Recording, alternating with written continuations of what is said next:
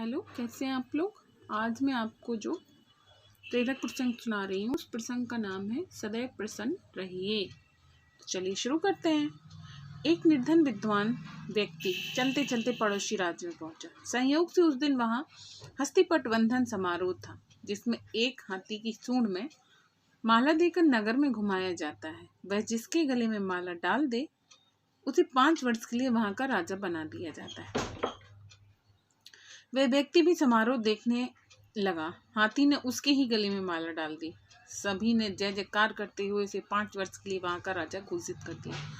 राजपुरोहित ने उसका राज तिलक किया और वहां के नियम बताते हुए कहा कि आपको केवल 5 वर्ष के लिए राजा बनाया जा रहा है। 5 वर्ष पूर्ण होते ही आपको मगरमच्छों व घड़ियालों से युक्त नदी में छोड़ दिया जाएगा। यदि आप में ताकत होगी तो आप उनका मुकाबला करके नदी पार करके पार वाले गांव में पहुंच सकते हो। आपको वापस इस नगर में आने नहीं दिया जाएगा। वह निर्धन विद्वान व्यक्ति तो सिहर गया, पर उसने सोचा कि अभी तो 5 वर्ष का समय है, कोई उपाय तो निकल ही जाएगा। उसने 5 वर्ष तक विद्वतापूर्व राज्य किया। राज्य की संचालन प्रक्रिया को पूरे मनोयोग से निभाया। इस प्रकार केवल राज्य पर ही नहीं, लोगों के दिलों पर भी राज्य करने लगा। जनता ने ऐसा प्रजावत्सल्य राजा कभी नहीं देखा। 5 वर्ष पूर्ण हुए। नियम अनुसार राजा को फिर से हाथी पर बैठाकर जुलूस निकाला गया। लोगों की आंखों में आंसुओं की झड़ी लग गई। नदी के तट पर पहुंचकर राजा हाथी से उतरा। राजपुरोहित ने कहा कि अब आप नदी पार करके दूसरी ओर जा सकते हैं। अश्रुपूरित विदाई समारोह के बीच उसने कहा कि मैं इस राज्य के नियमों का सम्मान करता हूँ।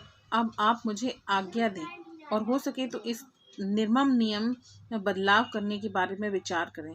जैसे ही राजा ने नदी की ओर कदम बढ़ाए, लोगों ने अपनी सजल आंखों से ऊपर उठाया। लेकिन जानते हो वहां ऐसा क्या था जिसे देखकर वे खुशी से नाचने लगे? उस नदी पर जो इस पार से उस पार तक राजा के द्वारा बनवाया गया एक पुल था, जिस पर राजा शांत भाव से चल रहा था, नदी के उस पार वाले सुंदर से गांव की ओर। उस सतयुग नए दुनिया में हम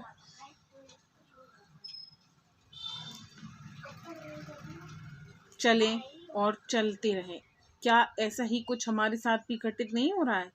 हमें भी कुछ समय के लिए बागडोर सौंपी गई है। समय पूरा होते ही हमें फिर से इस संसार को छोड़कर जाना पड़ेगा। Okay, bye, Radhe Radhe.